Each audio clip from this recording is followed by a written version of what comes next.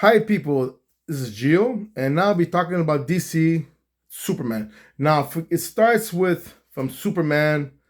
Well, Superman from 29, right? This one here. I'll show you later on what I'm trying to say.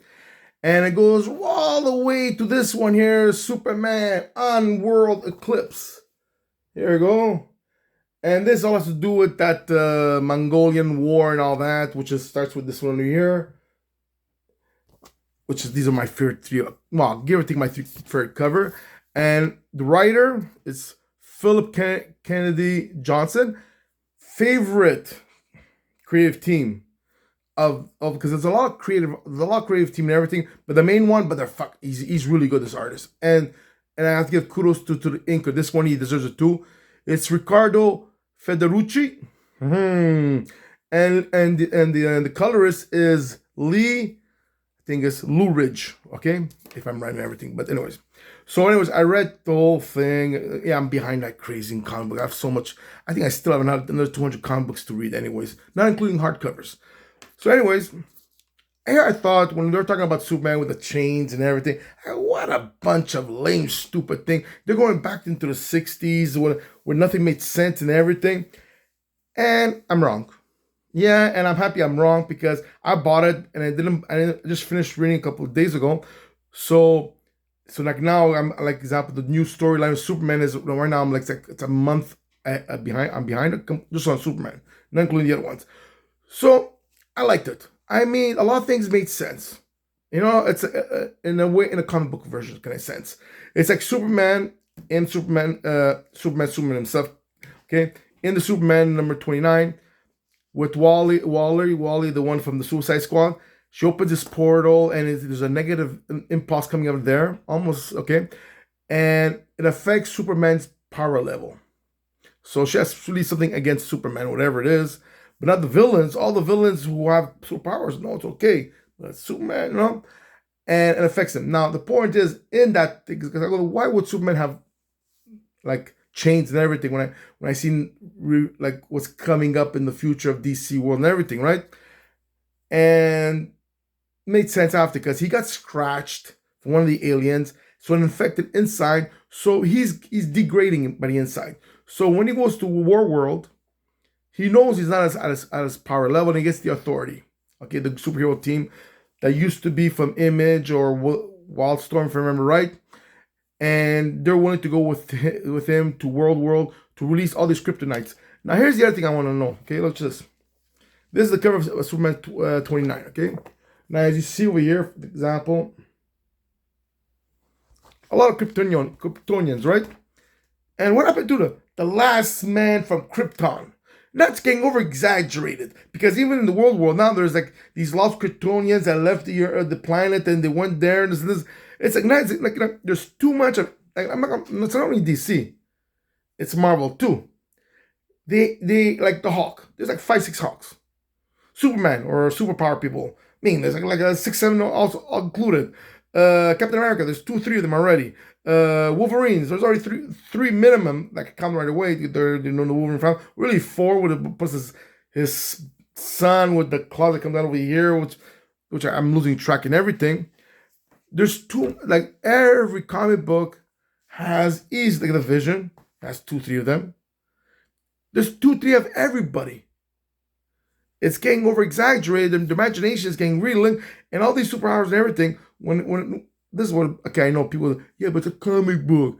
Yeah, but when a crisis happened in a city, example, Spider-Man or Superman, not in New York or Metropolis, but it's New York, right? Something happened. Where are all the other superheroes? What, they're all busy. Ooh, what? A villain will not get involved when the enemy of my enemy is my friend. Duh. So anyways, back to Superman. Yeah, because I'm already drifting to the other storyline. And I liked it. I really enjoyed it. Okay, but there's cons, and it's all to do with this Genesis fragment that guided the ship of all these so-called forgotten kryptonites, And I think the Genesis fragment, if I remember right, it's that wall of the end of the universe, which is that wall which I never understood completely, which I'm gonna explain it later on when I do my DC comic book movie of the Justice League, and I'll do it more realistic than a stupid. Sorry, Then these stupid, I get frustrated. My Italian, the hand goes wrong. Because the wall was in the 70s, 80s, and 90s. When you know all about the universe and everything, get updated. Don't like, no, we're gonna leave the way it is, you know?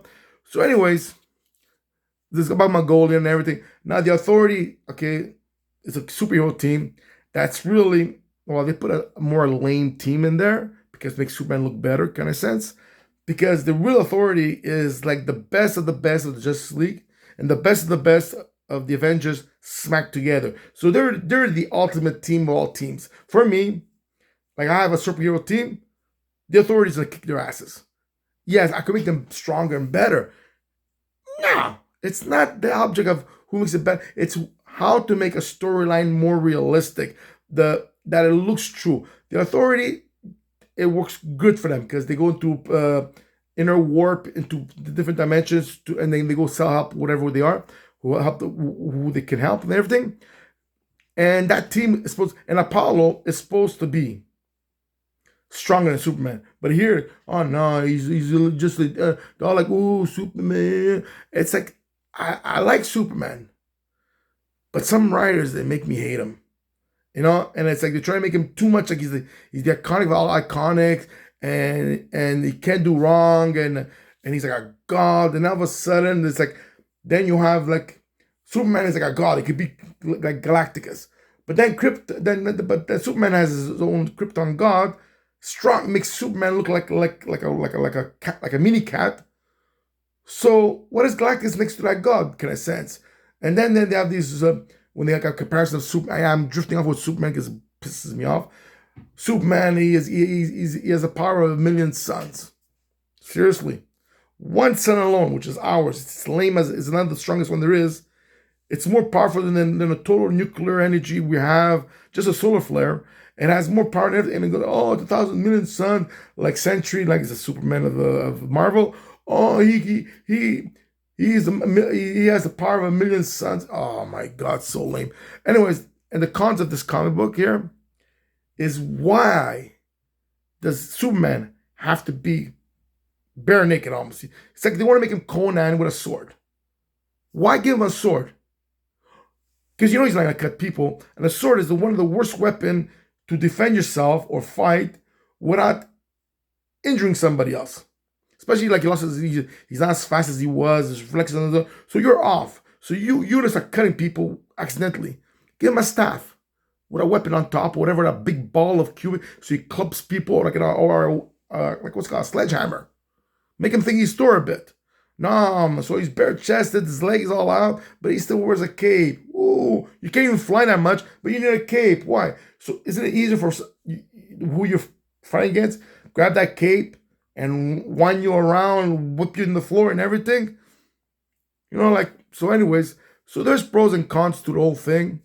But overall, for a Superman storyline, not bad. I was impressed. Because my mind goes, this, I'm going to bash it like crazy. You know, like it's typical, like, I'm going to take off with, yeah, it's all 8 minutes. I'll bust you 1 minute and a half. It's like when they were comparing once, here's what this is. Since I finish it off, look, it's a very good read, okay? And that artist, Ricardo Federici, and the color Lee there, wow, okay? It's like really, it's a nice change completely, okay? And the thing is, with Superman and everything, here it is before I leave for all you DC fans. Superman gets Wonder Woman. Superman beats Wonder Woman, right? Yeah, guys, he's stronger than this and this. Lately, something goes, Black Adam against Wonder Woman. Oh, Wonder Woman will beat Black Adam because she has more experience in fighting hand to hand and this. Black Adam is the equal of Superman, and when he punches Superman will feel it because it's contained by magic. Plus, he has thousands of years of more experience of hand to hand fighting than Superman ever did. So he could be Superman, but Wonder Woman could beat him, but Wonder Woman could beat Superman.